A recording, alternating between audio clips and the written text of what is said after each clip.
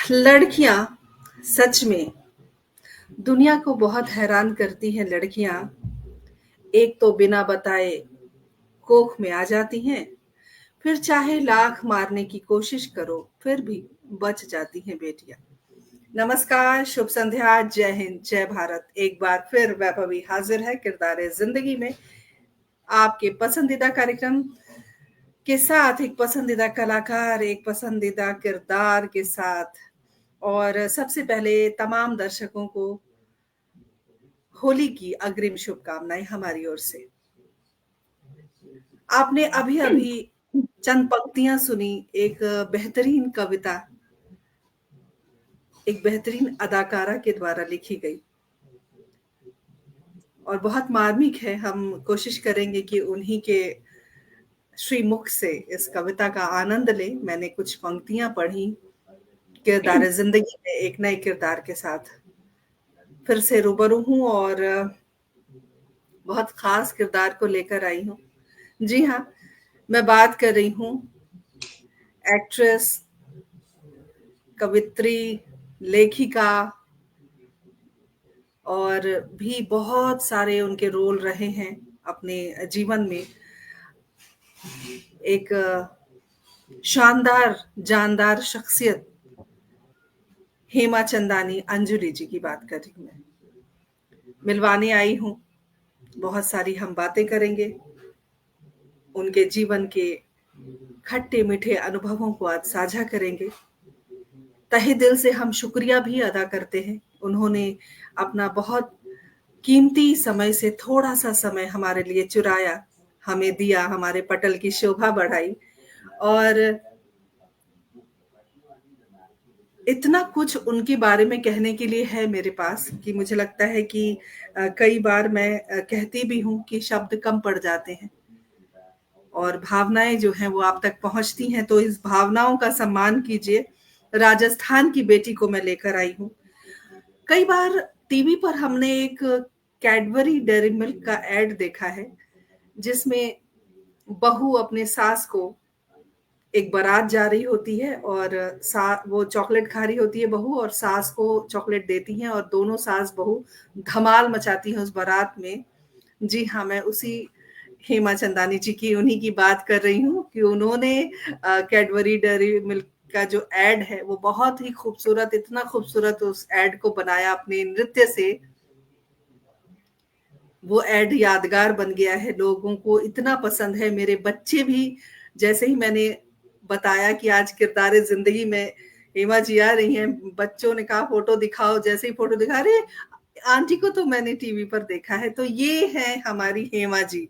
और हेमा जी का छोटा सा परिचय मैं जरूर देना चाहती हूँ। बहुत सारी फिल्मों में आपने काम किया है और बहुत सारे विज्ञापनों में आपने काम किया है, जिसमें कैडबरी का विज्ञापन बहुत ज्यादा पॉपुलर हुआ है और मालाबार गोल्ड का भी आपने ऐड किया है। आपकी जो वॉइस है वो पिक्चरों में जाती है डबिंग के लिए।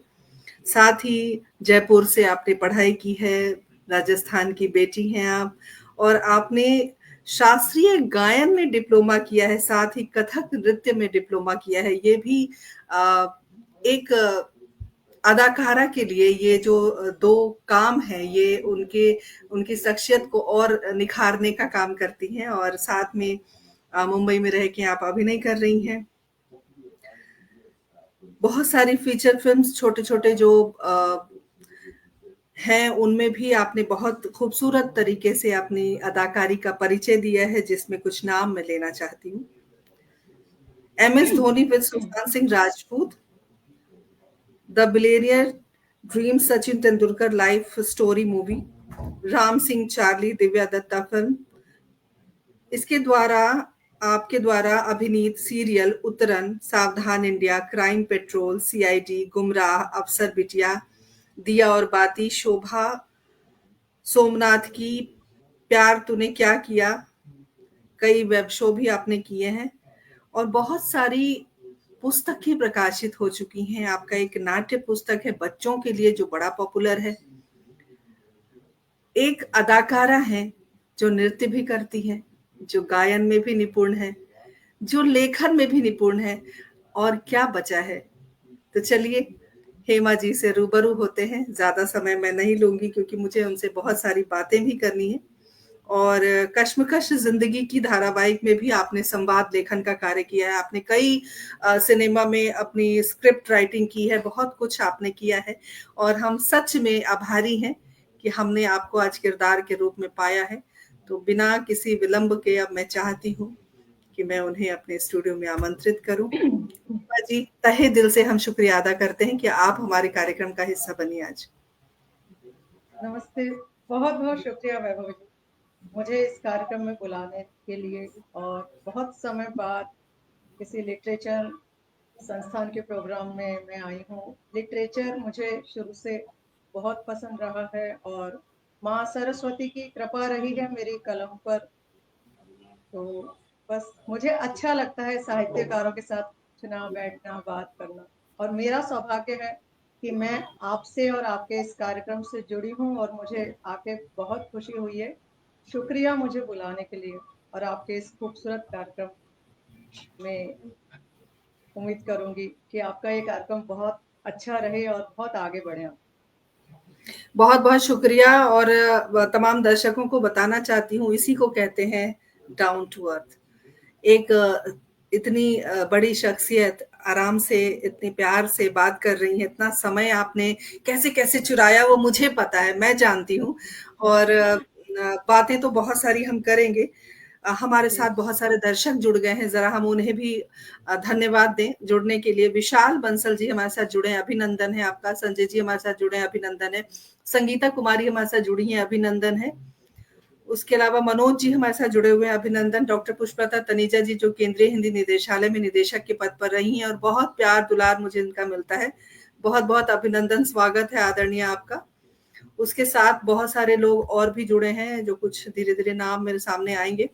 जैसे-जैसे कमेंट आएगा मैं पढ़ के ज़रूर बताऊँगी और सभी का तहे दिल से अ, सबसे ज़्यादा अगर शुक्रिया अदा करने की बारी है तो वो है आदरणीय प्रदीप गौतम जी की। उन्होंने ही मिलवाया है और प्रदीप जी विशेष आभार इतने खूबसूरत किरदारों से हमें मिलवाने के लिए। अभिनंदन है आपका भी इस कार्यक्रम में और सभी बने रहें, जुड़े रहें क्योंकि एक बेहतरीन अदाकारा से आज मिलने का मौका मिला है। हालाँकि कुछ जो वीडियोज़ थे जो ऐड ऐड है वो हम दिखाना चाहते थे अपने कार्यक्रम के माध्यम से लेकिन कॉपीराइट का एक सेगमेंट कॉपीराइट शुरू हो जाता है हमारे साथ तो इसलिए मजबूरी है कि हम नहीं फोटोज दिखा आप पा रहे। फोटोज जी। आप लगा सकते हैं बाद में कार्यक्रम के जी, जी, एडिट। जी, बाद में मैं ज़रूर लगाऊँगी और आप सभी हमारे कार्यक्रम से बने रहें, जुड़े रहें। जैसे कि शुरू में मैंने कहा कि आप राजस्थान की बेटी हैं और राजस्थान की जो भूमि है, वो बहुत समृद्ध है। जी वो लेखन के क्षेत्र में भी समृद्ध है और गायन के क्षेत्र में भी समृद्ध है और साथ ही अभिनय के क्षेत्र में भी समृद्ध है। तो हम चाहेंगे कि हमारे दर्शकों को आप अपनी पारिवारिक पृष्ठभूमि के बारे में बताएँ क्योंकि जब हम कार्यक्रम शुरू करते हैं, तो हम चाहते हैं कि जो किरदार हमारे सामने है, वो अपने परिवार के बारे में हमें थोड़ा बताएँ ताकि हम चूँकि अ, कैमरे के सामने आप हैं तो आप के करियर के बारे में लोग बात करेंगे, तो परिवार कहीं न कहीं थोड़ा-सा पीछे रह जाता है, तो मैं चाहूँगी कि आप परिवार से बात शुरू करें आज। स्वागत है। हाँ, सभी को नमस्कार। प्रदीप गौतम जी को मेरा भी आभार कि उन्होंने इस कार्यक्रम से मुझे जोड़ा और मुझे इस काबिल समझा। और वैभवी जी का भी शुक्रिया कि उन्होंने मुझे आमंत्रित किया। विशाल जी जुड़े हैं, प्रदीप सर जुड़े हैं, जो भी लोग जुड़े हैं इस कार्यक्रम से मैं पहले उनका शुक्रिया अदा करती हूँ क्योंकि हम कलाकार दर्शकों से ही हैं। तो पारिवारिक पृष्ठभूमि की जहाँ तक बात है, मेरा बहुत छोटा सा परिवार है और परिवार में मेरे लिए ईश्वर जैसी माँ है, वही मेरी गाइड है, वही मेरी गॉड फादर होते हैं लोगों के, वो मदर भी हैं, उन्हें मैं गॉड मदर जैसे मानती हूँ। और उन्होंने ही मेरा पथ प्रदर्शन किया है बचपन से लेकर। जो मेरी जो मैं कलाकार बनी हूँ तो उन्होंने ही मुझे 7 साल की उम्र से नृत्य सिखाना चालू किया था। उसके बाद उन्होंने ही मुझे संगीत, मैं कॉमर्स कर रही थी हायर सेकेंडरी तक, तो उन्होंने मेरा विषय शिफ्ट करके उन्होंने मुझे वोकल क्लासिकल संगीत की डिग्री कॉलेज में उन्होंने मुझे एडमिशन कराया। शायद उन्हें मेरी प्रतिभा पता होगी अपने बच्चे के बारे में सबसे ज़्यादा उसकी माँ ही जानती है, बच्चा खुद भी नहीं जानता कि उसकी क्या प्रतिभाएँ हैं, उनकी प्रतिभा पहचानना, सँवारना, निखारना। और ये एक माँ का काम होता है जो मेरी माँ ने बखूबी निभाया। और मेरे परिवार में मेरे बड़े भाई थे, अब गुजर गए हैं, म्यूजिक डायरेक्टर थे। जी। 2017 में उनकी डेथ हुई थी। और मेरे पिता हैं मेरे परिवार में। और जो मेरे बड़े भाई थे वो काफी टैलेंटेड थे, मतलब उन्हें ईश्वर की देन था संगीत। तो उनके साथ ही मैं शुरुआत मेरी उनके साथ हुई थी। मैं कॉलेज टाइम से मैं गाने लिखा करती थी और वो गाने कंपोज किया करते थे।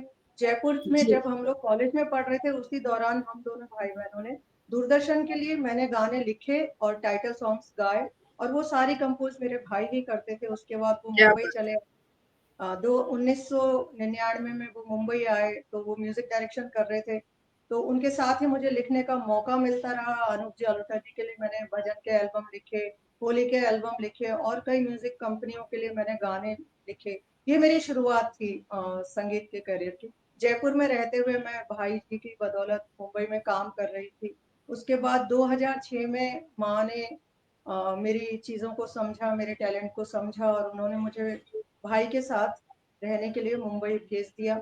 और वो जो मैं मुंबई आई तो मैं 15 साल मुंबई जम गई और मैं जयपुर लौटी ही नहीं। 2020 तक मैंने बहुत कार्य किया। मैं गाने लिखने आई थी और मैं स्क्रिप्ट्स लिखने लग गई, स्टोरी, स्क्रीन प्ले, डायलॉग्स। 2006 से 2011 तक मैंने गाने लिखे और मैंने टीवी के 5 से 6 बड़े शोज लिखे जिनमें मैंने स्टोरी, स्क्रीन प्ले, डायलॉग्स लिखे, जिसमें एक का जिक्र अभी आपने किया था, कश्मकश जिंदगी की। उसके अलावा कसक, कभी सास कभी बहू, जिसका टाइटल सॉन्ग मैंने लिखा था। और भी काफी सारे शोज थे। उसके अलावा 2018 में मैंने क्राइम अलर्ट्स जो दंगल चैनल के लिए आता था उसका भी स्टोरी, जी। स्क्रीन प्ले, डायलॉग्स मैंने किए थे। उसके अलावा इसी बीच 2017 में जब मेरे बड़े भाई गुजरे थे तो उन्हीं की याद में, उन्हीं को डेडिकेट करने के लिए मैंने एक अपनी पोएट्री की किताब निकाली थी जिसका शीर्षक है, ये मैं किताब दिखा रही हूँ, खाली रह जी। गई अंजुलि। जो जी। कि इसका जो टाइटल है जीवन दर्शन के समान है कि हम जीवन में अपनी ये जो अंजुलि है, मेरा मेरा तखल्लुस भी अंजुलि है, मैंने इसीलिए रखा है। मुझे बहुत जी। पसंद है अंजुलि नाम की। जीवन में जितने भी हम इस अंजुलि में हम रिश्ते भरते हैं, पैसा भरते हैं, सफलताएं भरते हैं, लेकिन ये जीवन एक अंजुलि की तरह है।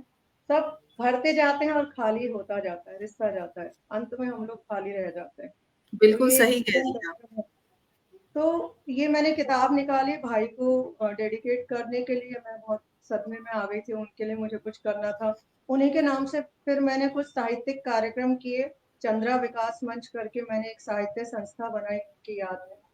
और उस संस्थान से मैंने काफी कार्यक्रम किए। उसी वजह से मुझसे बहुत सारे साहित्यकार जुड़ गए।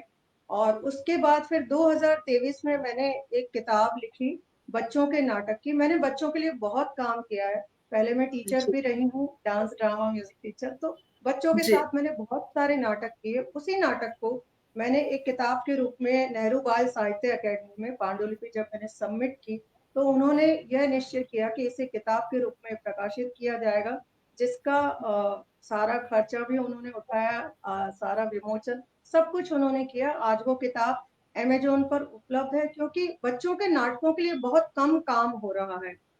तो ऐसे समय में ये किताब आई है तो मुझे लगता है कि जो थिएटर कर रहे हैं बच्चों के साथ उनके लिए यूजफुल होगी। पारिवारिक पृष्ठभूमि से मैं काफी आगे आ गई, तो यही है कि आज मैं जिस पोजीशन पर हूँ उसमें मैं उसका श्रेय मैं अपनी माँ को देती हूँ। क्योंकि मेरी माँ हालांकि वो प्रोफेशनल नहीं थी लेकिन वो बहुत अच्छा गाती थी, मतलब बहुत अच्छी कलाकार थी। उन्होंने थोड़ा बहुत गाती रेडियो तो और आप ही बहुत अच्छा है। जी शुक्रिया। रेडियो, उन्होंने टीवी किया। तो हमारे अंदर या भाई के अंदर जो भी कला है वो माँ की देन है, हम उनकी परछाई है बस। चाहे बिल्कुल सही खूबसूरती में कहा कुछ आपने हेमा जी। जो बच्चे होते हैं वो माँ-बाप की परछाई होते हैं।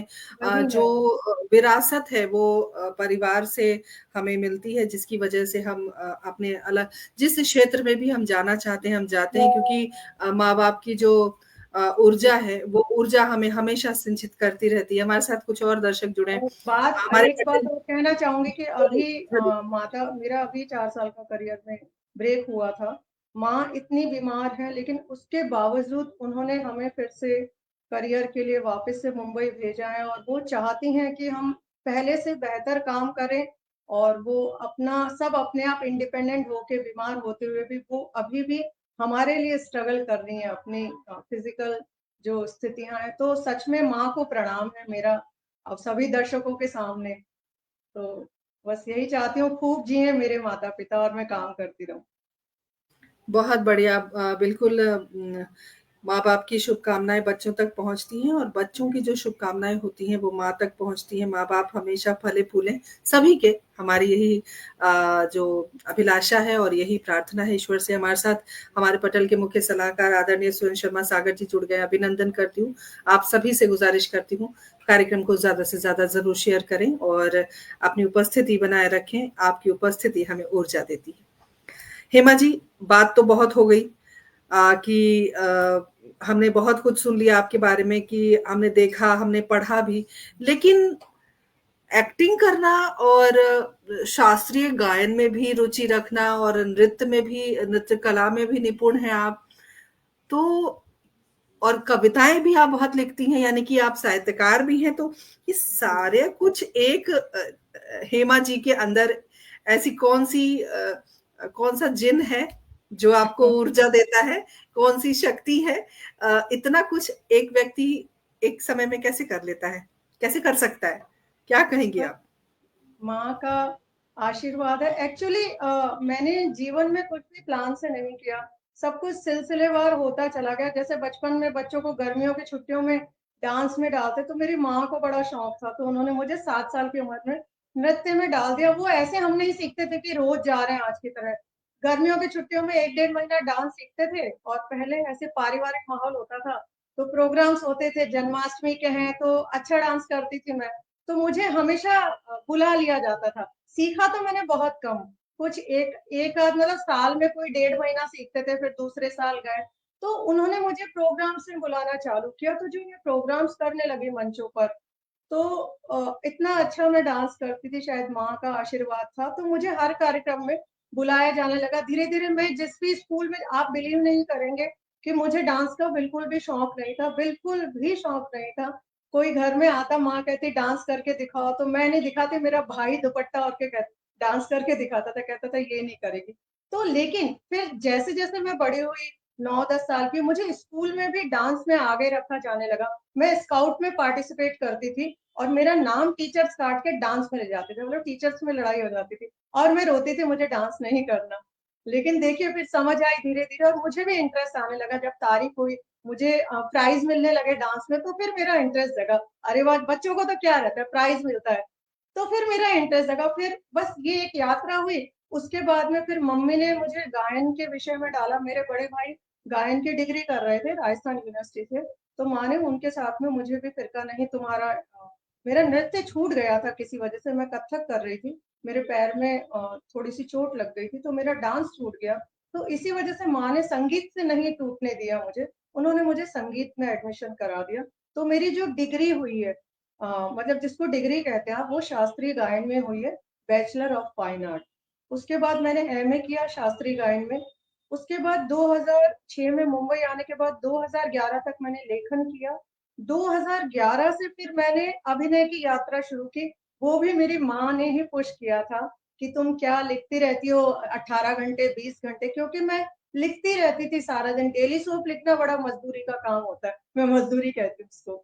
बुरा ना माने जो भी लेखक है, लेकिन बड़ा कमरे में बंद होके सारी दुनिया से कट के, तो माँ जब आती थी मुंबई मिलने, तो उन्हें लगता था लड़की तो मुझसे बात ही नहीं करती है, कमरा बंद करके क्या लिखती रहती है। तो माँ ने कहा बंद करो ये सब, अच्छी ज़िंदगी जियो, खुश रहो, कमरे से बाहर निकलो, एक्टिंग करो। मैंने कहा ऑडिशन देने पड़ते हैं। तो बोलती है दो ना ऑडिशन, उसमें क्या है। तो बस माँ का आशीर्वाद लगा और 2011 से हमने ऑडिशन देना स्टार्ट किया और पहले ही ऑडिशन में हमें सफलता मिली और हमें एक डेली सोप में काम करने का अवसर मिला। हालाँकि वो बाद में चैनल भी बंद हो गया, रिलीज़ नहीं हो पाया। लेकिन उसके बाद से हमने सावधान इंडिया करना चालू किया, क्राइम पेट्रोल, सीआईडी। वो 2011 से जो मेरी अभिनय की यात्रा शुरू हुई, वो अभी तक अनवरत है। माँ ने अभिनय में इसलिए पुश किया था मुझे, क्योंकि मैं थिएटर कर रही थी। मैं मुंबई में भी थिएटर कर रही थी लेखन के दौरान। थिएटर में एक 1999 से थिएटर कर रही हूँ मैं। उसके अलावा मैं रेडियो भी करती थी। मेरे साथ कैसा है कि मुझे जो काम मिलता है तो मैं उसे बड़े दिलो जान से करती हूँ। मुझे अच्छा लगता है, हर काम में 100% देना मेरी आदत है। तो बस इसी वजह से मैं इतनी सारी चीजें कर पाती हूँ, वही है। बिल्कुल सही लेकिन कहा थोड़ा आपने। जो भी घर की काम हम दुनिया कर, से कटना पड़ता है इन जी सब बिल्कुल चीजों के सही। लिए। बहुत जो ज्यादा भी काम दोस्त हम, नहीं बन पाते हैं, जी तो वही सब है। बिल्कुल हेमा जी, जो काम हम करते हैं बहुत शिद्दत से हमें करना चाहिए ताकि हम उसमें सफल हो सकें, और शिद्दत से किया हुआ काम कभी भी विफल नहीं होता है। आनंद जी, सिंह जी हमसे जुड़ गए हैं, बहुत बहुत नमस्कार सर, आपका अभिनंदन है, स्वागत है। कार्यक्रम से बने रहिए, जुड़े रहिए, कार्यक्रम को सभी अपने अपने स्तर पर शेयर कीजिए। हेमा जी, जी। बहुत सारी स्क्रिप्ट राइटिंग आपने की, डायलॉग्स आपने लिखे। हम्म, अगर मैं फिल्म इंडस्ट्री की बात करूं, टीवी इंडस्ट्री की बात करूं, तो बहुत ज्यादा स्ट्रगल करना पड़ता है। बहुत सारी हम्म, चीजें होती हैं, बहुत परेशानियां होती हैं। पहले के बहुत सारे ऐसे, हम पढ़ा करते थे, बहुत छोटे थे उस वक्त की, खाने को नहीं होता, चने फाकते हैं और ऑडिशन के लिए, मतलब कई बार बहुत कुछ लोगों ने इस फील्ड में अपने आप को जमाने के लिए बहुत कोशिशें की, बहुत मुश्किलों का सामना किया। हम्म। आपके साथ क्या वाकई ईश्वर की कृपा रही, या कुछ स्ट्रगल आपने भी किया यहाँ तक पहुंचने के लिए? मैंने बहुत कुछ नहीं, मैंने बहुत स्ट्रगल किया। जब मैं अगर मैं आज बताऊं तो मैं भी और लोगों की तरह थी जरूर, मैं भाई के पास आई थी, लेकिन मैं अपने साथ सिर्फ एक सूटकेस लेकर आई थी। तब भाई भी स्ट्रगल कर रहे थे, स्टेब्लिश नहीं थे, काम कर रहे थे, लेकिन वही है कि छोटे छोटे काम से जीवन का गुजारा होना बड़ा मुश्किल होता है, क्योंकि यहाँ पे पेमेंट्स बरसों से ऐसा ही है कि आज आप गाना लिख कर देंगे या गाना कंपोज करके देंगे, रिकॉर्ड होगा, रिलीज होगा, तब जाके आपको पेमेंट मिलेगा। तो वो जो गाना रिकॉर्ड होने के प्रोसेस तक 3 से 4 महीना, 5 महीना, 6 महीना काम तो मिला है आपको, पैसा भी, लेकिन वो जो 6 महीने का ड्यूरेशन है, आप क्या खाएंगे। तो मैं भी एक सूटकेस लेकर आई थी, फिर मैंने मेहनत की, मैंने राइटिंग की, मुझे लेखन का जो भी काम मिलता था, हाँ थोड़ी सी कृपा ये कह सकती हूँ कि मुझे अच्छे लोग मिले, लेकिन ऐसा नहीं होता कि आपको लोग अच्छे मिले। वो आपको, अगर आपको किसी ने कोई काम दिया है तो आपको वो काम करके देना है। जैसे मुझे, जब मैंने लेखन की शुरुआत की थी, मुझे स्टोरी स्क्रीन पे डायलॉग मुझे भी अंदाजा नहीं था, लेकिन मुझ में सीखने के ललक थी। मैंने कहा था मुझे सीखना है, मैंने असिस्ट करना चालू किया, लेकिन ईश्वर की मेरी कृपा है कलम पर कि मैं जो लिखती थी वो प्रोडक्शन तक जाता था, उन्हें पसंद आता था, तो मुझे उसका पैसा मिलना शुरू हो गया। और सामने से मुझे एक सीरियल लिखने का ऑफर आया 2007 में, जिसे मैंने इनकार कर दिया था, क्योंकि मैं उस समय टीचर की नौकरी ढूंढ रही थी। जस्ट आई थी मुंबई, नौकरी छोड़कर आई थी जयपुर से, मैं टीचर हुआ करती थी डांस म्यूजिक की। तो नौकरी और शो मुझे एक साथ मिला था, और मैंने शो मना कर दिया। मैंने कहा मुझे इतना टेक्निकली, थोड़ा घबरा गई थी मैं। तो फिर मुझे समझाया गया कि नौकरी छोड़कर आई हो, फिर नौकरी करोगे, मुंबई किस लिए आते हैं लोग, समझाया मुझे मेरे सर ने। तो मम्मी ने भी बोला, बोले इतना अच्छा लिखते हो, तुम्हारा करियर यही है। तो मैंने एक्सेप्ट किया, और मेरी जो कमर्शियल लेखन की यात्रा है, लेकिन आपको 100% करके देना है। ऐसा नहीं कोई काम आए तो आप उसको करके नहीं देंगे तो आपको फिर काम नहीं मिलेगा, और काम अच्छा करके देंगे तो ही काम मिलेगा। बाकी रही स्ट्रगल की बात की, जो रोजी रोटी की स्ट्रगल की बात थी, उस स्ट्रगल में मेरी जो नृत्य की जो मेरी टैलेंट है, उसने मुझे बहुत हेल्प किया। मैं मुंबई आई तो कई बार मुझे पैसों का प्रॉब्लम आया, काम नहीं भी होता था 6 महीने। तो उस दौरान मैं यहाँ पे मैंने प्लेस डायरेक्ट किए, मैंने काफी समाजों में उनके प्रोग्राम्स तैयार कराए डांस के, मैं डांस सिखाती थी। मुंबई आके भी जब तक मैं कुछ बन नहीं गई थी, मैं डांस की क्लासेस लेती थी, प्रॉपर क्लासेस नहीं, प्रोग्राम सिखाती थी बड़े बड़े। तो उससे मुझे अर्निंग होने लगी। मतलब साइड में एक आपको प्रोफेशन चाहिए होता है, जब तक आप कुछ बन नहीं जाते। एक बार आप स्टैब्लिश हो गए, फिर मेरे एक्टिंग में आने के बाद मुझे प्रॉब्लम्स खत्म हो गई, मुझे काम मिलने लगा, पैसा भी प्रॉपर मिलने लग गया। तो चला, लेकिन मैंने मेहनत बहुत की। अभी भी बीच में भी जब स्ट्रगल होता है तो मैं राइटिंग के प्रोजेक्ट्स उठा लेती हूँ, कभी पैसों की दिक्कत आती है। तो एक से तो जिंदगी नहीं चलती जब तक आप सुपरस्टार नहीं बिल्कुल, बन जाते। बिल्कुल सही कहा आपने। मेरे हेमा साथ भी जी, ऐसा ही है। जी, एक बहुत ही संजीदा प्रश्न है। मुझे लगता है कि मुझे, कई बार मैंने सोचा कि ये प्रश्न आपसे करूं या ना करूं, लेकिन बहुत सारे दर्शक जुड़े हुए हैं इस वक़्त और मुझे लगता है कि सभी के मन में एक ये जो प्रश्न है ये कहीं न कहीं उठ रहा होगा और मैं चाहूँगी कि आप बेबाकी से इसका जवाब दें। जी। कहते हैं माया नगरी में स्ट्रगल तो है, साथ में बहुत कुछ झेलना भी पड़ता है। तो क्या ये बात सच है? मतलब आप किस संदर्भ में ये पूछ रहे हैं? मेरा संदर्भ है कि जैसे जो एक्टर या एक्ट्रेस स्ट्रगल कर रहे होते हैं, उन्हें काम मिलने के लिए बहुत कुछ करना पड़ता है, बहुत सारे कॉम्प्रोमाइज़ेज़ करने पड़ते हैं, बहुत चीज़ें इग्नोर करनी पड़ती हैं, वो तमाम चीज़ें होती हैं। तो चूँकि आप इस फ़ील्ड से हैं, तो क्या आप मुहर लगाएँगी इस बात पर कि वाक़ई ऐसा होता है? बेशक आपके साथ ना हुआ हो, क्या होता है ऐसा? इस संदर्भ में मैं ये कहना चाहूँगी, अगर आप मुझसे मेरी पर्सनल ओपिनियन पूछते हैं, तो इंडस्ट्री जो है मेरी सबसे पसंदीदा, पूरी दुनिया में मेरा सबसे पसंदीदा शहर है मुंबई। और मेरा सबसे पसंदीदा जो जॉब है, मतलब जो वर्क प्लेस है, वो है फिल्म इंडस्ट्री।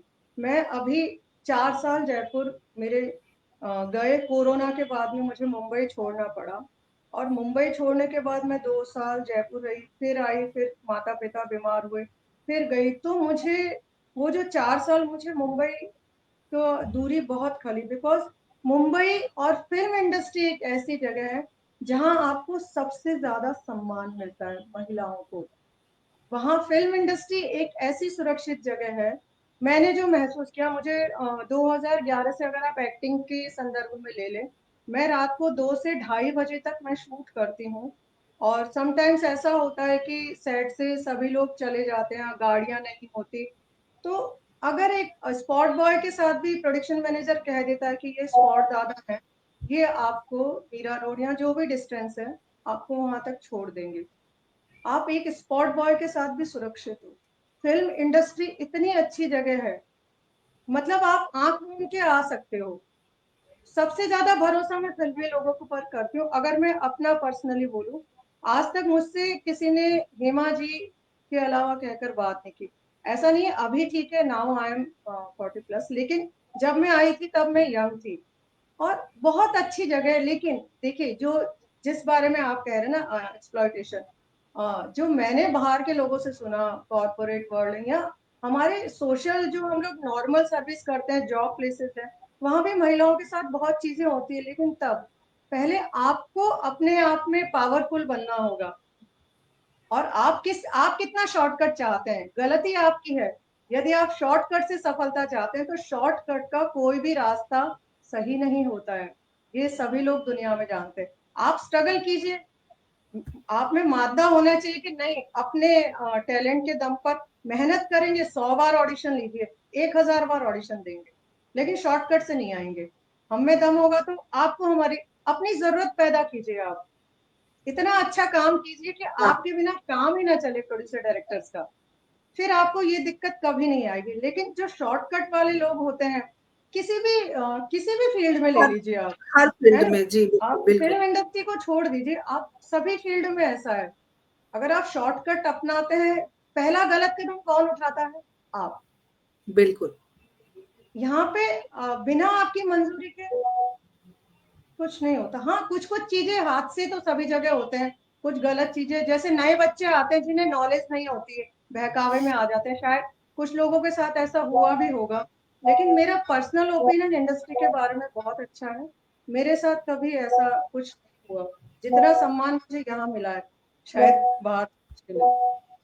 बहुत बढ़िया, बड़ी खुशी की बात है और मुझे बहुत जानकर खुशी हुई और बेबाकी से प्रश्न का उत्तर देना भी अपने आप में एक बड़ी चुनौती वाली बात होती है, जिसका उत्तर आपने बहुत ही संजीदगी से दिया। लेकिन हमारे दर्शक में के मन में भी एक प्रश्न है और जहाँ तक मैं आपको जानती हूँ या आपके बारे में जानती हूँ, आपने अभी तक शादी नहीं की, तो कारण क्या है? क्यों नहीं की अभी तक शादी?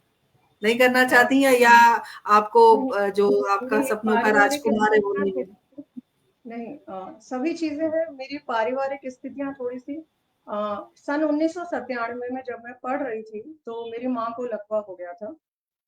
और जब मैं शादी की उम्र भी अभी नहीं आई थी, तो बस वही तब से माँ को संभालते आ रहे हैं। 2-3 साल माँ को खड़ा करने में लग गए। बस फिर तब तब से बस माँ से मोह तो शुरू से था, लेकिन तब से और ज्यादा मोह हो गया कि मैं उनको छोड़ के चली गई। क्योंकि हमारा बड़ा छोटा सा परिवार है, एक बड़े भाई थे, एक मैं, भाई बहन हम दो ही हैं, और पिताजी थे घर में और तो कोई था नहीं। तो माँ के पास मैं ही रहती थी हमेशा, भाई मुंबई आ गए थे, तो हमेशा लगता था कि उन्हें छोड़ के मैं चली जाऊंगी अगर कभी कहीं तो उनको कौन देखेगा। क्योंकि अभी भी उनका थोड़ा सा लेफ्ट बॉडी पार्ट उतना काम नहीं कर पाया था जितना एक नॉर्मल इंसान काम करता है। तो बस उन्हीं की चिंता लगी रहती थी, उन्हें मुंबई भी रखा अपने पास मैंने बुलाकर। तो माँ से बड़ा मोह रहा, बस एक उन्हीं की चिंता ने। दूसरा फिर मुंबई आ गए तो थोड़ा करियर में उलझ गए। फिर शादी का सोचा तो बड़े भाई गुजर गए। अब सोच रहे हैं तो करेंगे। ऐसा नहीं है ना, तो मेरी जिंदगी में है नहीं। खुशियों के लिए हमेशा मेरा दरवाजा खुला है। देखते हैं किसकी किस्मत खुलती है। बिल्कुल मैं विशाल उल्टा जी ने एक सोचती हूँ। प्रश्न रखा है कि टैलेंट के साथ किस्मत भी होनी चाहिए। क्या आप इस बात से एग्री करती हैं?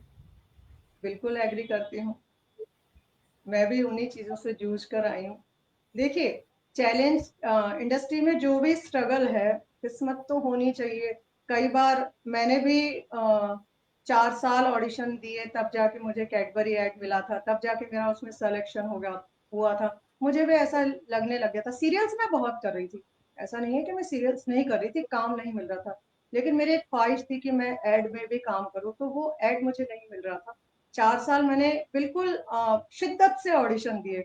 हर ऑडिशन देने जाती थी बड़ी शिद्दत से, और ये सोच के जाती थी कि मतलब एक बन गया था कि अरे होता तो है नहीं, कोई नहीं, ऑडिशन तो दे देते हैं, होगा तो वैसे भी नहीं, ऑडिशन देने में क्या जाता है। ऑडिशन देती थी, तो मैंने कोशिश नहीं छोड़ी। देखिए, हम लोग क्या करते हैं कि हम लोग जब दीवार मतलब तोड़ने के लिए वो हथौड़ा मारते हैं ना, तो हम 99 बार तक हथौड़ा मार के फिर थक जाते, सोचते यार दीवार तो टूटे।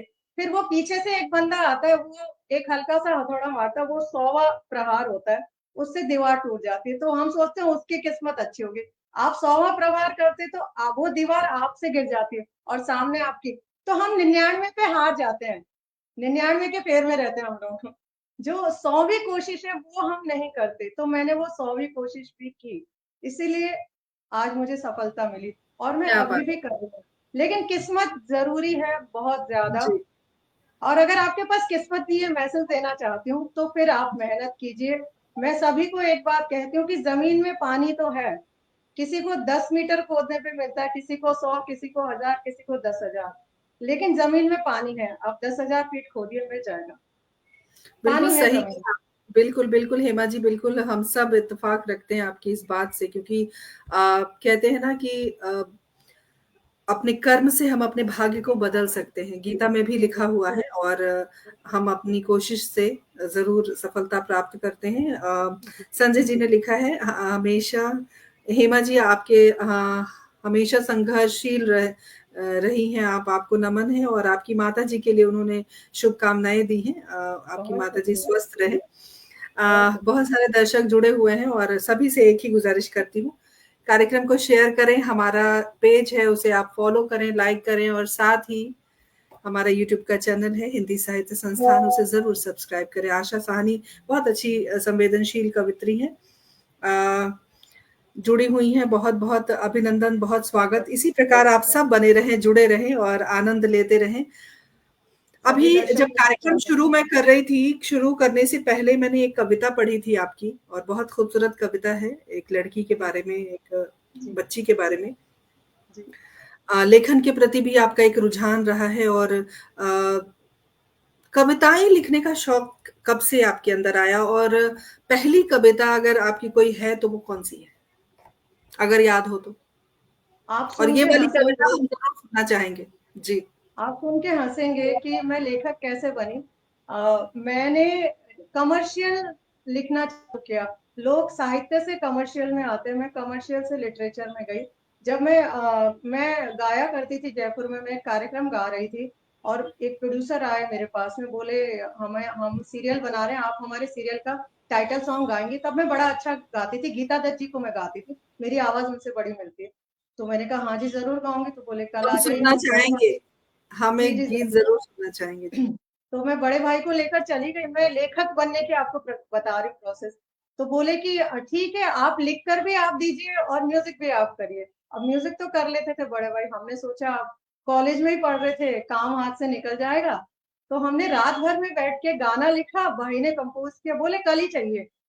और अगले दिन हमने उनको सुना दिया और उन्हें इतना पसंद आया, 3 दिन में हमने रिकॉर्ड किया। वो शो 2 साल चला, उसका नाम था फिल्मी जंक्शन। वो मेरा पहला लेखन था कमर्शियल। पैरोडी में बचपन से लिखा करती थी, तो ऐसे मेरी कमर्शियल लेखन की शुरुआत हुई।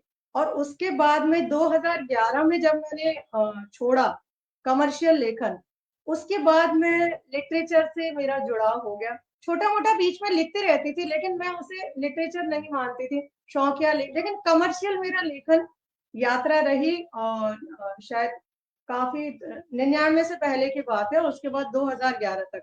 फिर मैंने जब लेखन छोड़ा कमर्शियल में, अभिनय में आई, तो फिर कलम नहीं छूटी मुझसे।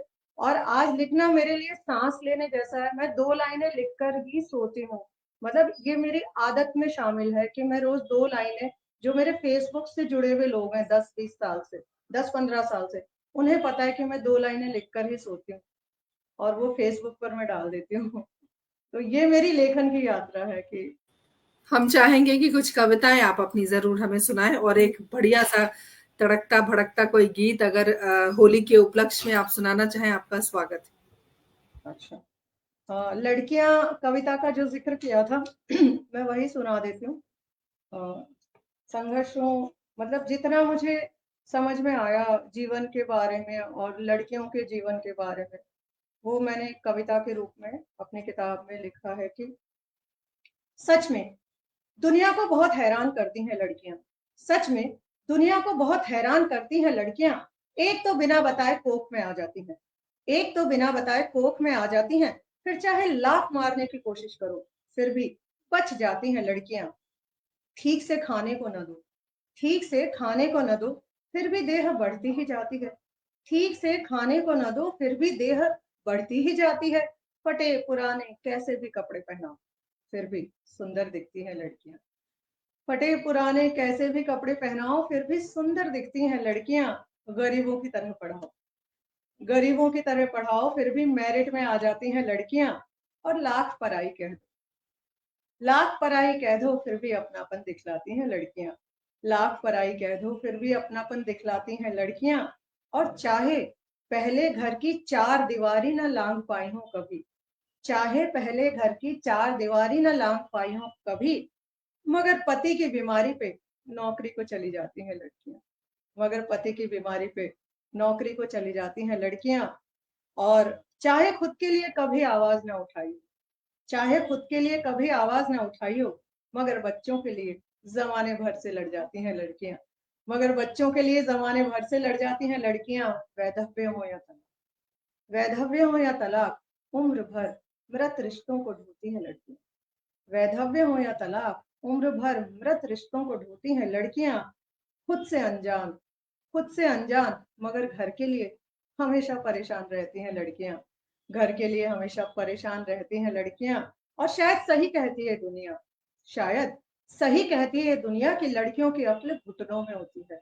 शायद सही कहती है दुनिया की लड़कियों की अक्ल घुटनों में होती है। अगर सच में सिर में होती है तो उनकी दुनिया ऐसी, अगर सच में सिर में होती तो उनकी दुनिया ऐसी ना होती। सच में मेरी तो समझ से परे है लड़की, मेरी तो समझ से परे है लड़की। क्या बात है, अब बहुत खूबसूरत, बहुत और खूबसूरत, बहुत 2 लाइन में, खूबसूरत। एक मेरा गीत भी बड़ा फेमस था लड़कियों पर, उसी जी, की मैं 2 लाइन गा के, स्वागत स्वागत। हालांकि लड़कियां लड़कियां हो जाएगा, पर 2 लाइन सुनाना जी, चाहूंगी मैं। स्वागत है, हम सुनना चाहेंगे जरूर। क्यों छुप छुप चांद से बातें किया करती है लड़कियां, क्यों छुप छुप चांद से बातें किया करती है लड़कियां, दुपट्टे में सितारे क्यों सिया करती है लड़कियां, दुपट्टे में सितारे क्यों सिया करती है लड़कियां, है उनको भी पता सपने नहीं होते कभी अपने, है उनको भी पता सपने नहीं होते कभी अपने, क्यों फिर भी रात दिन सपने बुना करती है लड़कियां, क्यों फिर भी रात दिन सपने बुना करती है लड़कियां। गीत लंबा है, फिर कभी पूरा सुनाएंगे। एक बहुत गजल, खूबसूरत, बहुत गजल खूबसूरत, बहुत। अगर आप, मैं गजलें भी लिखती हूँ, बहुत शुक्रिया। जी, मैं गजल भी आप लिखती हूँ, तो भजन भी मैं चाह रही लिखती थी। हैं, आप गजलें भी कहती हैं, आप गीत भी गाती हैं। आपकी इतनी प्यारी सुरीली आवाज है, सभी मंत्रमुग्ध हो गए। मैं थोड़ी देर कमेंट्स लेती हूँ।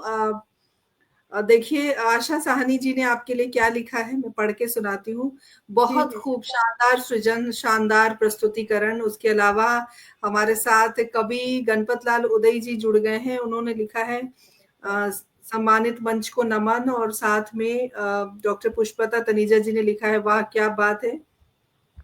विशाल बंसल जी ने बहुत खूब लिख के भेजा है। उसके शुक्रिया विशाल। अलावा और भी बहुत सारे संदेश हैं। वाह, बेहद उम्दा सृजन और शानदार लय, आवाज भी बहुत खूबसूरत है।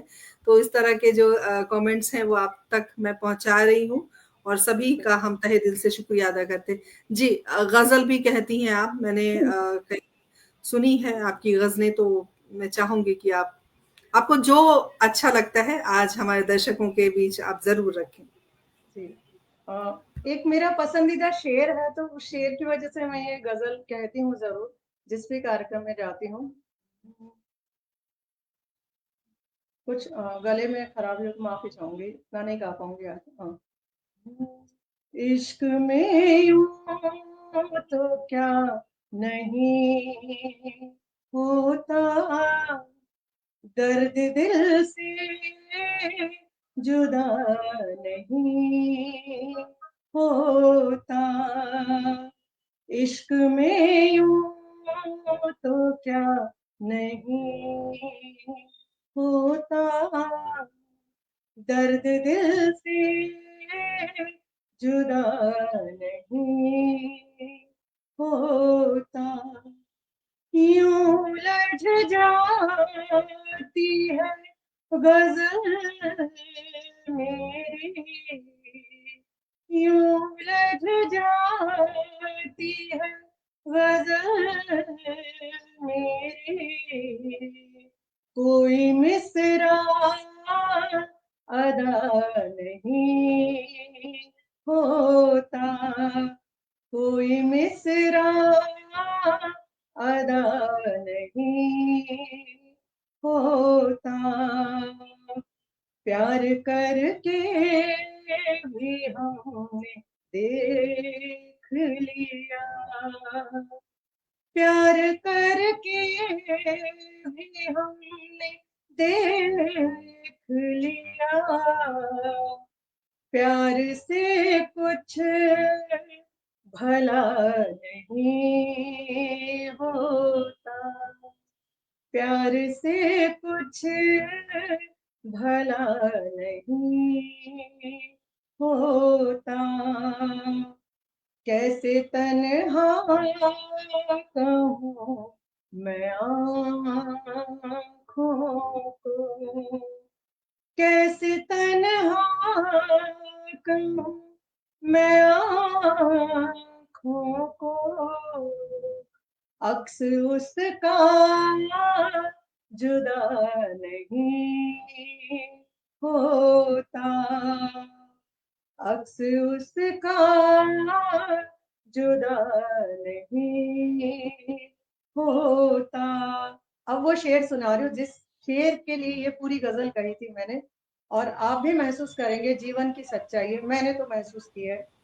जब भी इरशाद। गिरती हूँ थाम लेता है, जब भी गिरती हूँ थाम लेता है, कैसे कह दूँ खुदा नहीं होता, वाह वाह वाह वाह वाह वाह वाह। कैसे कह दूँ खुदा नहीं होता, जब भी गिरती हूँ थाम लेता है, कैसे कह दूँ खुदा नहीं होता, इश्क में यूं तो क्या नहीं वाह होता। वाह वाह वाह, मन कर रहा है बस सुनते ही चले जाएं, सुनते ही चले जाएं, एकदम भाव विभोर सभी। देखिए शानदार शख्सियत। संजय जी ने लिखा, बहुत ही सुंदर, बहुत अच्छी लाइनें ऐसे लिखा। आहा कमाल का शेर। इस तरह के संदेश बहुत सारे हमारे बीच आ रहे हैं, तो हम सभी का शुक्रिया अदा करते हैं। और अगर हेमा जी आज फ़िल्म इंडस्ट्री में अपने आप को स्थापित कर चुकी हैं, लेखन के क्षेत्र में स्थापित कर चुकी हैं, कवयित्री के रूप में भी आपने अपनी एक अलग पहचान बनाई है। तो हेमा जी के बचपन की तरफ हम अगर चलें, तो हम जानना चाहेंगे कि हेमा जी का बचपन कैसा था? हेमा जी नॉटी थी, नटखट थी या संजीदा थी? बचपन की कुछ यादें अगर हमसे आप साझा करना चाहें? बचपन में मैं बचपन में तो मैं थोड़ा संजीदा, थोड़ा नहीं काफ़ी संजीदा थी।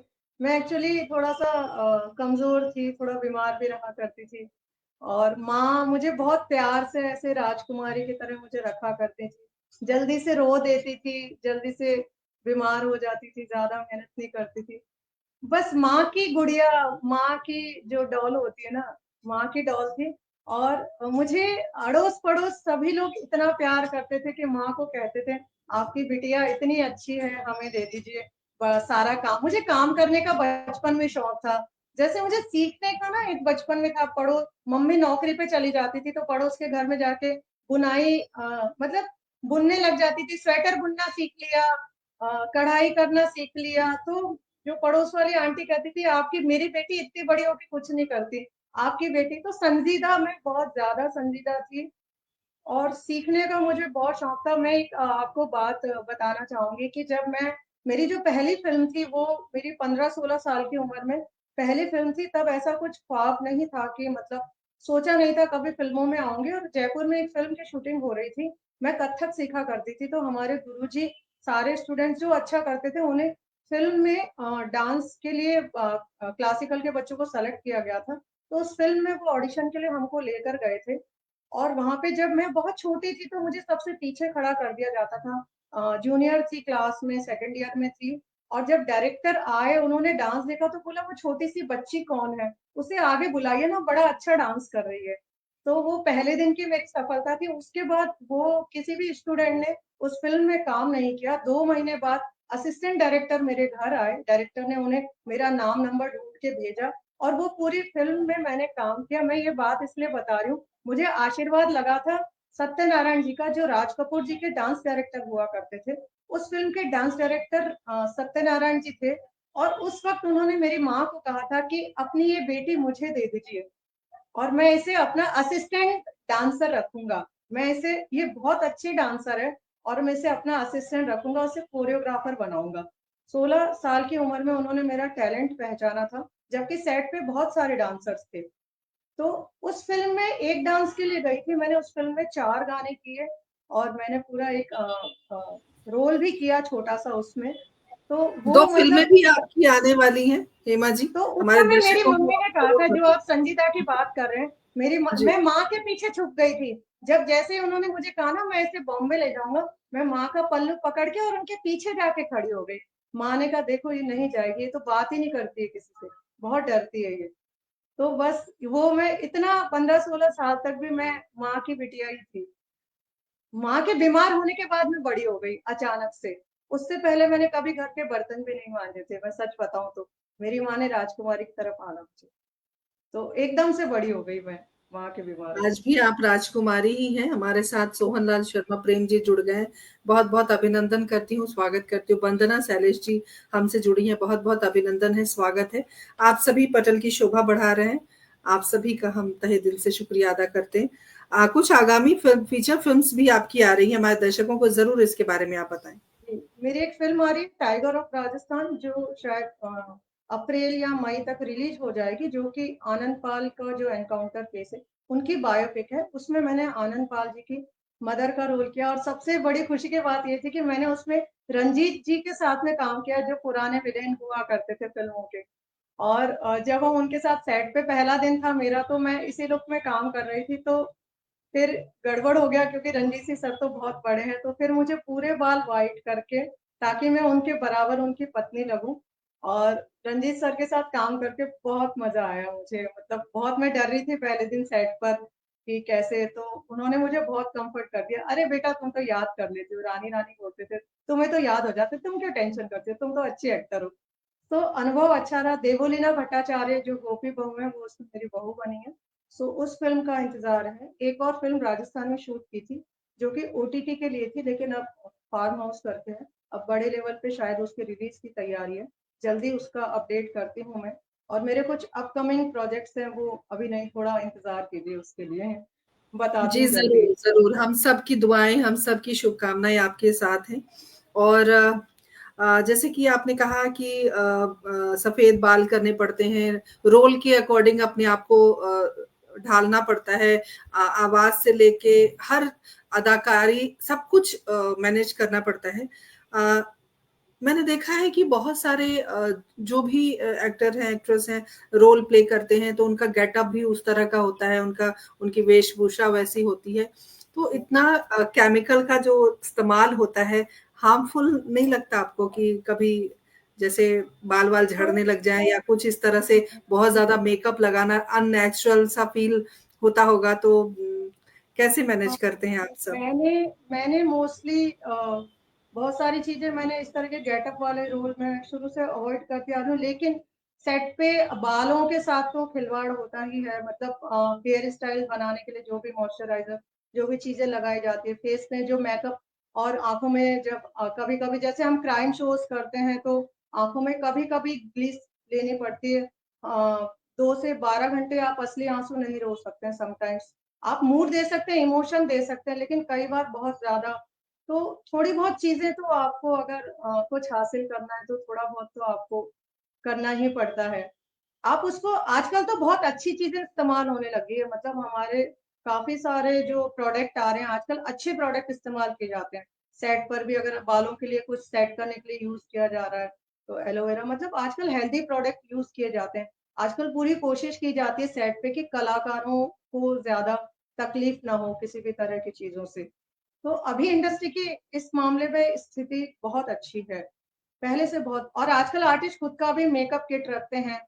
तो लेकिन बाकी जो बड़े स्टार्स हैं, अब जैसे बड़े बड़ी फिल्मों में वो लोग गेटअप के साथ काम कर रहे हैं, वो जो फेस का वो गेटअप तो आपको लेना पड़ता है, उसको कुछ नहीं कर सकते। अगर आपको कुछ हासिल करना है, तो इतना तो आपको करना ही पड़ेगा। तो हेमा जी जैसे कि छोटे कलाकार होते हैं, जैसे कई साल आपने काम किया, तो आपका थोड़ा-सा लेवल ऊपर हो गया है, और भी जूनियर होते होंगे आपके नीचे या और भी स्ट्रगल कर रहे होते होंगे या और बड़े स्टार जो हैं, उन सब का जो एक तालमेल होता है या एक व्यवहार होता है, वो किस रूप में होता है? हमारे दर्शकों को आप ज़रूर बताएँ। कैसा रहता है उन सब का एक दूसरे के प्रति जो भावनाएँ या संवेदनाएँ हैं या साथ है, किस तरह का होता है? सहयोग किस तरह का होता है? एक हमारे उसमें दोहा भी है शायद कि वृक्ष जितना फलों लदावा होता है फलों से, उतना ही वो झुका हुआ भी होता है ना। तो हमारी फिल्म इंडस्ट्री के बारे में भी मैं यही कहना चाहूंगी, क्योंकि मैंने, देखिए, मैंने अनिल कपूर सर के साथ भी काम किया। मैंने आपको मलाबार गोल्ड का एक ऐड भेजा था, जिसमें अनिल कपूर जी के साथ में मैंने काम किया। Very down to earth. वो जब सेट पे आए, उन्होंने सामने से आके हम सबसे इंट्रोडक्शन दिया अपना, और उन्होंने 5 मिनट के अंदर हम सबको इतना कंफर्ट कर दिया, इवन डायरेक्टर को। तो पूरे दिन ऐसा लगा नहीं कि हम फिर किसी बहुत बड़े स्टार के साथ, मतलब बहुत कंफर्ट कर दिया उन्होंने में। फिर मैंने मिशन मंगल की थी विद्या बालन जी के साथ में, अक्षय कुमार जी के साथ में।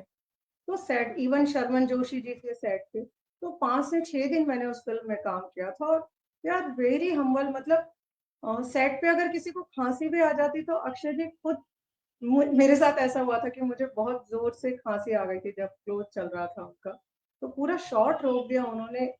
पहले पानी मंगाया, अपने स्पॉट वाले को डांट के बोला जल्दी आओ, फिर पानी उन्होंने दिया, और जब तक बोला आर यू ओके, उसके बाद उन्होंने अपना सीन चालू किया। नेक्स्ट डे उन्होंने मुझसे फिर पूछा, हेमा जी आप ठीक हो आज? सो दे आर वेरी हम्बल। हमें उनके साथ में विद्या जी आती हैं तो बड़ा अच्छा उनका व्यवहार होता है। मिशन मंगल में पूरा साइंटिस्ट का टीम था जिनके साथ वो बैठती थी। 5 दिन का पूरा स्पेसशिप का वो लगाया हुआ था। तो वो आके खुद से अपने जो को आर्टिस्ट है उन्हें गुड मॉर्निंग भी बोलती थी। बड़ा अच्छा, मतलब इवन मैंने सचिन तेंदुलकर जी की फिल्म में काम किया। हमने उनके घर में शूट किया, तो वहाँ पे डायरेक्टर्स थे उनके जो भाई। इवन मैंने सुशांत जी के साथ में काम किया था। ये की थी मैंने MS धोनी की थी, उसमें सुशांत जी की मदर इन लॉ किया था। तो सुशांत वॉज टू गुड। मतलब पूरा हमने शूट किया था, उनकी शादी का सीक्वेंस था, मैं उन कियारा की माँ कर रही थी। तो मेमोरेबल मुझे नहीं लगता, क्योंकि आप जितना ऊंचा तभी उठते हैं उतना आप डाउन टू अर्थ होते जाते हैं। जितने भी बड़े बड़े लोग हैं, मैंने शशिलाल नायर सर के साथ में काम किया, वो भी बहुत बड़े डायरेक्टर हैं। अच्छा, मतलब जो जो लोग उस पोजीशन पर हैं तो उसके काबिल हैं। बिल्कुल ऐसा सही कहा आपने कि फलदार वृक्ष हमेशा फलों झुका हुआ रहता है, और क्या है। झुका हुआ रहने का मतलब है कि वो डाउन टू अर्थ है। हमारे साथ मेरी बहुत प्यारी छोटी बहन ममता मनीष सिन्हा जुड़ गई हैं, जो बहुत अच्छी कवित्री भी हैं। स्वागत करती हूँ, और ये हमसे जुड़ी हैं रांची, झारखंड से। जी और स्वागत सुहनदान है। शर्मा जी हम लगातार अपना प्यार दुलार दे रहे हैं। बहुत-बहुत धन्यवाद आपका। सुरेश धमोरा जी हमारे साथ जुड़ गए हैं, अभिनंदन करती हूँ। कवि गणपत लाल उदय जी लगातार हमारे साथ बने हुए हैं, और हिंदी साहित्य संस्थान को संजय जी बधाई दे रहे हैं। वाक़ई हमारा पटल आज बहुत ही ज़्यादा गौरवान्वित है आपको पाकर, आपसे इतनी सारी हमने बातें की। अ, क्या कोई ऐसी बात है जो आप चाहती हैं कि इस पटल के माध्यम से हमारे दर्शकों तक पहुंचाएं आप? कोई ऐसी बात साझा करना चाहें? कोई संघर्ष के दिनों की कोई ऐसी बात जिससे लोगों को प्रेरणा मिले? बस यही है कि आप जो जिंदगी में जो बनना चाहते हैं, जो करना चाहते हैं, अपनी आंखों के ख्वाब को कभी मरने मत दीजिए। आपके आंखों का जो ख्वाब है ना, उसे लगातार सींचिए। जैसे हम घर में एक पौधा लगाते हैं तुलसी का या फूलों का, तो हम उसे रोज पानी देते हैं ना। एक दिन हम पानी भूल जाते हैं तो दूसरे दिन फिर सुबह जल्दी, अरे पौधा तो सूख रहा है। हमें अपने पौधों की बड़ी चिंता होती है ना। हमारे बच्चे ने खाना नहीं खाया, तो हम बाहर से माँ आएगी नौकरी करके तो करके, अरे आज तो लंच नहीं, पहले बच्चे को खिलाएगी बाद में खुद खाएगी। तो जैसे आपका जो ख्वाब होता है ना, वो आपका बच्चा होता है। वो आपके घर का एक आंगन की तुलसी होती है। तो उसे सूखने मत दीजिए। ठीक है, स्थितियां होती है, मेरे साथ भी बहुत बार, आप बिलीव नहीं करेंगे, मेरे से 3 बार मुंबई छूटा। मैं चौथी बार फिर मुझे मुंबई ने बुलाया। माँ बीमार थी, लग नहीं रहा था कि मैं कभी माँ को छोड़कर नहीं आती हूँ, मेरी सांस हमेशा माँ में अटकी रहती है। मैं नहीं आना चाहती थी, फिर मुझे फिल्म लिखने का ऑफर मिला, मना कर दिया। माँ ने कहा नहीं, तुम्हें चांस मिला है, तुम्हें मुंबई बुला रहा है, तुम वापस जाओ। और ये मेरी चौथी वापसी है। तो लेकिन मेरी आंखों का ख्वाब कभी नहीं मरा। मैं आई, फिर से मैंने चीजें की, मैंने फिर से अपने आप को संभाला, अपने ख्वाबों को। आज मैं फिर से काम कर रही हूँ। तो अपने ख्वाब, बस यही मैं कहना चाहूंगी कि अपने ख्वाबों को पानी देते रहिए। आज नहीं, 10 साल नहीं, 20 साल नहीं, आपका ख्वाब पूरा होगा। और पानी देने से काम नहीं चलेगा, मेहनत भी करनी है आपको। उस दिशा में काम करते रहिए। चाहे कलाकार बनना चाहते हैं, चाहे बिजनेस करना चाहते हैं, चाहे लेखक बनना चाहते हैं, तो लिखते रहिए, पढ़ते रहिए। अगर आप सोचते हैं कि नहीं आजकल तो बहुत लेखक हो गए, हमें कौन पढ़ता है, नहीं, आप लिखते रहिए ना। आप जब तक देखिए, आप अपने लिए कीजिए। मैं नृत्य करती हूँ, मैंने कभी कॉलेज के बाद मैंने कभी मंच पर नृत्य नहीं किया। क्लासिकल में डांस करती थी, तब तक मैंने किया। लेकिन मैं आज जो मैंने कैडबरी एड में डांस किया, वो मैंने कैसे किया, क्योंकि मैं बॉम्बे आने तक मेरा रोज का रूटीन था कि सुबह उठ के मैं डांस करती थी, मैं वो अपने लिए डांस नाचती बहुत थी। अच्छा है, बहुत ही अच्छा डांस है वो। तो वो इसीलिए है, तो फिर बिल्कुल मुझे एक दिल डांस का से एड मिला तो जुड़ मैं गया कर है, पाई। बिल्कुल। जी। तो आप अपने आप को सींचिए, अपने आप को संवारते रहिए। अपने आप को मुरझाने मत दीजिए, अपने ख्वाब को मुरझाने मत दीजिए, चाहे 60 साल में पूरा हो। बहुत सारे लोग 60-70 साल में मॉडल बनते हैं। आपने आजकल फेसबुक पे स्टोरी सुनी होगी, 70 साल की उम्र में मॉडल बन गए। तो ख्वाबों को सींचिए, सूखने मत दीजिए, बस मैं यही बोलूंगी। अगर लक्ष्य को पाना है। बहुत सुंदर संदेश आपने दिया मेरा है कि अपने एक एक लक्ष्यों को शेर है सही जी। इसी संदेश को लेकर कि चलते रहो सदा रास्तों की तरह। मैंने लिखा है, चलते रहो सदा रास्तों की तरह, मंजिलें खुद तुम्हारा पीछा करें। हाँ हाँ, क्या बात है, वाकई अगर आप घर बहुत। से निकलेंगे ही नहीं तो कहीं पहुंचेंगे कैसे? घर से निकलिए, चलिए, कहीं तो पहुंच जाएंगे। बस बिल्कुल यही बिल्कुल। संदेश है। हमारे साथ अनीता शर्मा जी जुड़ी हैं, अभिनंदन करती हूँ। समय कैसे बीत गया पता ही नहीं चला, आपसे बात करके इतनी आनंद की अनुभूति हो रही है कि ऐसा लग रहा है कि समय थम जाए और हम थोड़ा साथ चलें। कुछ समय बातें बहुत और मैं जानना चाहती हूँ जी। 8 बज गए, कोई बात नहीं, थोड़ा सा और हम हाँ, डॉक्टर पुष्पलता तनेजा जी ने लिखा है कि नृत्य एक अच्छा व्यायाम है। बिल्कुल सही कहा आपने। जी पूरी मांसपेशियां जो होती हैं वो नृत्य से खुल जाती हैं, तो वाकई जी अच्छा जी व्यायाम है। और जी जी अगर मैं बात करूं, आपने अपने स्ट्रगल के बारे में बताया, अपनी जर्नी के बारे में आपने बताया, तो हाँ जी। कोई ऐसा पसंदीदा रोल जो आपको बहुत अच्छा लगा हो करके, कोई स्क्रिप्ट है जो लिखकर आपको आनंद आया हो, हमारे दर्शकों को आप बताना चाहें? मेरा सबसे पसंदीदा रोल, बचपन से ही मैंने आपको बताया था ना कि मुझे स्काउट वगैरह में जाने का बड़ा शौक था। तो बचपन से आर्मी नेवी की ड्रेस मुझे बड़ी अट्रैक्ट करती थी, तो मुझे पुलिस के रोल का बड़ा शौक था। मतलब मैं जब मेरा करियर शुरू हुआ तो मैं 2011 से मुझे माँ के रोल मिला करते थे। मेरी फैमिली भी खुश थी कि माँ के रोल में ज्यादा वो सब चीजें एक्सपोजर नहीं करना पड़ता। मैं भी तब नई नई आई थी तो मेरे को भी कंफर्ट था, वो सब चीजें नहीं होती थी। तो फिर मेरी बड़ी तमन्ना थी, मैं बहुत सारे सावधान इंडिया करती थी, उसमें रोती रहती थी मैं दुखी हो गई थी रो रो के। तो फिर मुझे मैं कोशिश करती थी हमेशा मुझे पुलिस का रोल मिले। फिर मुझे पहली स्टोरी मिली सावधान इंडिया में, जिया खान मर्डर मिस्ट्री जो था उसमें मुझे एसीपी का रोल मिला। फिर तुरंत से मुझे ये अपना एक सीरियल आता था उतरन, जो कि 5 से 6 साल चला था। फिर मुझे उसमें से जेलर के रोल का, एसपी सुधा तिवारी के रोल का ऑफर आया और मैंने ऑडिशन दिया और मैं अप्रूव हो गई। वो रोल, मतलब मेरा रोल वो हिट भी हुआ था। तो एक तो मेरा पसंदीदा रोल है पुलिस, और दूसरा जो मैंने कैडबरी में किया, मैं बहुत साल रो रो के दुखी हो गई थी तो पर्दे पे कुछ अच्छा करना चाहती थी, ईश्वर ने सुनी और फिर मुझे कैडबरी ऐड मिली और मैंने पर्दे पे खूब डांस किया। तो अभी बिल्कुल, भी वो ऐड मुझे वाक़ई पुलिस जब के भी रोल हम पसंद है। हेमा जी जी, जब भी हम उस ऐड को देखते हैं ना, तो हम तरोताज़ा हो जाते हैं। बहुत आनंद देने वाला वो ऐड है। टीवी पर हम लोग देखते रहते हैं। तमाम दर्शकों को भी मैं चाहूँगी कि आप सब ज़रूर देखें। यूट्यूब पर भी है ये ऐड, और आप लिंक एक पोस्ट कर दीजिएगा अपने इसमें, जी, ज़रूर, तो ज़रूर। मैं ज़रूर ताकि पोस्ट करूँगी, आप सब ताकि ज़रूर दर्शक, देखें। हाँ, लिंक से दर्शक सभी लोग देख पाएंगे। जी, जी, जी। तो हेमा जी, इतना समय आपने हमें दिया, इतनी प्यारी-प्यारी हमसे बातें हुई, कविता भी हमने सुनी और इतनी सारी पुस्तकें आपने लिख दी हैं, आगे की भी जो आपकी योजनाएँ हैं, ये उन एक योजनाओं के किताब है साथ मेरी, हम जी, बच्चे ही अच्छे। ये जी, अमेजोन पर भी है, इसमें बच्चों के नाटक हैं, तो ये आप जी। जरूर पढ़िएगा। जी, ज़रूर हम पढ़ेंगे, और बच्चों के लिए है तो छोटे-छोटे बच्चे जिनके भी घर में हैं, वो आप ज़रूर बच्चों को उपलब्ध कराएँ, ताकि बच्चे भी अपने उनका भी अपना एक आनंद है, और मोबाइल के वीडियो गेम और बाकी चीज़ों से बच्चे बाहर निकल पाएँगे अगर पुस्तकों के सरोकार में वो रहेंगे। चलते-चलते क्या कहेंगी आप, हेमा जी?